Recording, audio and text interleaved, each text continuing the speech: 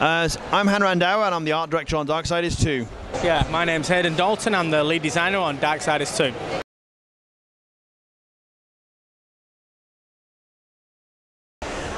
Some of the biggest differences between DarkSiders 1 and DarkSiders 2 that the fans will find is that DarkSiders 2 is a much bigger game. We've introduced a few gameplay mechanics which weren't in the first one, and a lot of that was stuff we wanted to do in the first one but just didn't really have the time, and we didn't really want to shoehorn it on. So one of the things is questing. So you'll go out and do some quests, and you'll actually meet vendors. They'll give you quests. You'll go and find stuff, and some super cool stuff which will help you on the game. Loot is a brand new element for us in this game. You go and pick up weapons and armor, magic and potions and things like that. So that's another big thing which is something you can really customize as well. So we have skill trees, so you can really decide how you want to play this game, whether you want to be more magic user or whether you really want to be more kind of like melee or kind of fighting type. So you can upgrade your weapons in that way as well, or you can do a combination. So it's really about tailoring the gameplay how you want to do it. It's a much bigger game for a start. We have almost like someone playing it through taking 25 hours just doing the straight part path, not even actually taking any of the side quests or anything like that. The weapons themselves are kind of customizable to a certain extent as well. We have something called, we call them, what do we call them? We've got legendary weapons, which also give you a lot of extra kind of like, critical bonus and do various bits of damage, whether it's ice damage or fire damage. We also have possessed weapons. Now possessed weapons are pretty interesting because they're weapons that you can feed other weapons into and actually make it more powerful. Right. So whether it's like, again, it's fire or ice, and so you want to hang on to some of those weapons that maybe are not as powerful. That's basically something which is a very new element to DarkSiders 2. The biggest core differences between DarkSiders 1 and 2 is the whole new traversal system that we put in the game. That's a new component. Also the loot system, that's completely new. We never had anything like that in the first game. We also have the idea and concept of a side quest now. So rather than just doing the core story quest, players can go off and do side quest content too. And also we've increased the amount of NPCs. So we have like NPCs with their own kind of little ecosystem going on as well. So there's a lot more things going on in the game outside of the core path.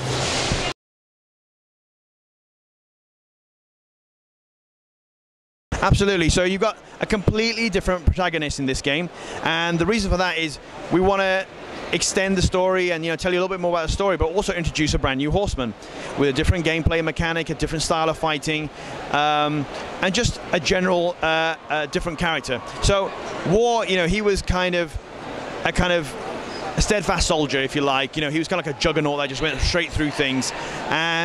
Death's a little more agile in his fighting style. He moves around a lot. He's a lot more calculated, and really also his demeanor is different. He does not do exactly what he's told. He basically goes around. He breaks rules. He's not someone who actually is going to really listen to some authority figure.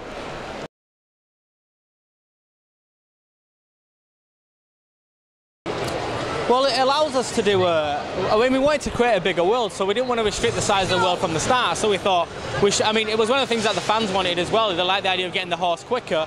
Plus, we wanted to do a bigger world, so it kind of went hand in hand that it makes sense that he's one of the horsemen. Why wouldn't he have his horse already? So we just gave him the horse straight from the start. First of all, you're moving much faster straight away. So you're covering a lot of ground. You can do basic combat on the horse.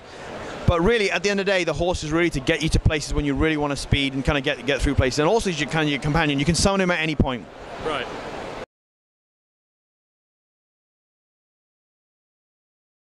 Yeah, well, basically what happened in the first game is that War basically triggered the apocalypse. He was kind of set off into the abyss for like 100 years.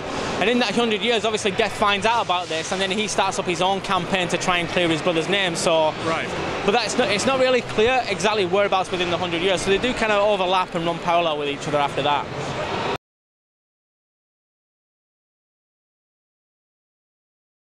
Now, if you haven't played Darksiders 1, it's not a problem. This is a complete kind of story in itself, and you basically will get a really great gameplay experience just by playing this game on itself. Now, if you're a fan of Darksiders universe and you want to know more about the story, I would definitely recommend you play Darksiders 1, just to get a complete version of the story. But it's a great game in itself.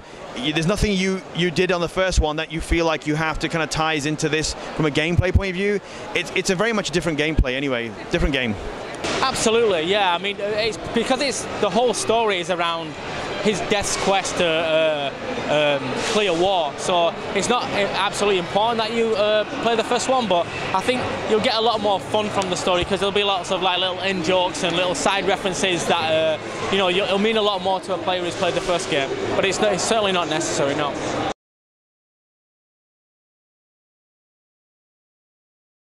This one takes place within the Abyss, like an underworld, sets of underworlds within the Abyss. It's not Earth, it's a completely different realm.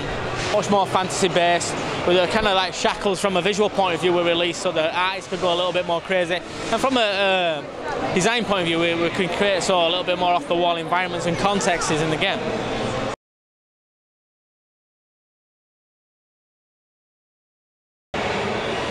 Well, we've got an idea of what those characters are going to be like and possibly how they play, but until we see the reaction of, you know, the second one, that'll really spur us to go forward and really flesh out what we might do with those characters and how they click into the Darksiders universe. But right now we don't want to do anything until we know that it's worth doing that, right? So we've got lots of ideas on, you know, at work and kicking around right now, so it'll literally all depend on, yeah, all dreams and just ideas. That's all it is right now until we find out if it's worth our time to go ahead and do a next one.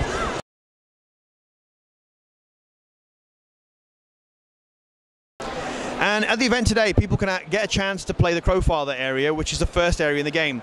So up until now, people have seen a lot of demos, you know, focusing on gameplay, the different aspects, loot, what have you, and questing. This is really the start of the game. This really puts everything in context now. Now you get a chance to find out why Death's here, what's he doing, you know, what's the beginning of the game and everything like that. So.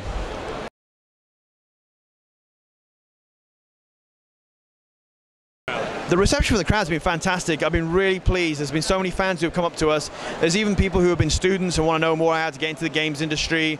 But, you know, really, really good. A lot of people have actually played the game before. The ones who haven't are kind of very curious and want to like know more about it. So it's been great.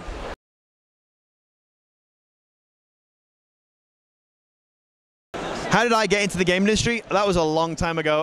We're talking about going back about 18, 19 years now. I was at university, Liverpool University, and I did a lot of fantasy and science fiction stuff, which a lecturer of mine actually, who was retiring that year, he's gave me a lot of old science fiction stuff, and you know, it was really encouraged me. And he had actually taught a guy a couple of years before, and he gave me his phone number. He said this guy had started some game stuff. Why don't you go and send him your sketchbooks? This guy called Jeff Bramfit, and I don't know if Jeff ever sees this, but thanks, you gave me my first start in the industry, first break. And he kind of like said something which really resonated with me. He saw my sketchbook and he said, this is great, this is good stuff, when can you start? So I was completely shocked. I didn't even think we were going for an interview. And you know, I was doing the middle of my degree and everything, and I kind of told him, you know, I'm not very familiar with computers, but he said, we can teach you what, you know, how to do, you know, do all the computer stuff, but we can't teach you what's in our sketchbooks. So, you know, for those of you out there, it's, you know, really about your creativity. You push that forward. That's the key thing, and that's kind of pretty much how I got my start. I kind of stumbled into it, unfortunately. So, or fortunately. Well, I got in the game industry back in like 1987, and I was in the Commodore 64 kind of demo scene. I was doing graphics for, you know, like demos and doing my own little games with friends and stuff like that. And I just kept getting asked by friends, like, why don't you, you know, just take your graphics because they're good and try and get into a game studio. So one day I just phoned up Ocean in Manchester. I basically compiled a C15 tape or whatever it was at the time, put all my graphics on there, phoned them up, went down. I phoned them up on a Friday, had an interview on Monday, and basically I was like working from the next week. So it was pretty easy then. Now, for people trying to get in the industry now, I'd certainly say it depends on your skill set and which part of the gaming industry you want to get into, but certainly getting into the modding community and actually getting into understand the pipeline of what's involved to create a game is definitely a good start point, right? Trying to figure out, you know, what makes the levels that you work on interesting, what are the features of the levels that you work on, and why, you know, understand why it's good level design or why something's a good mechanic. So going through that and working with other like-minded people will get you in like a team environment. It'll get into a place where other people rate that stuff, and you'll also have something to show for it when you want to, you know, try and get in on the ground floor at a game studio.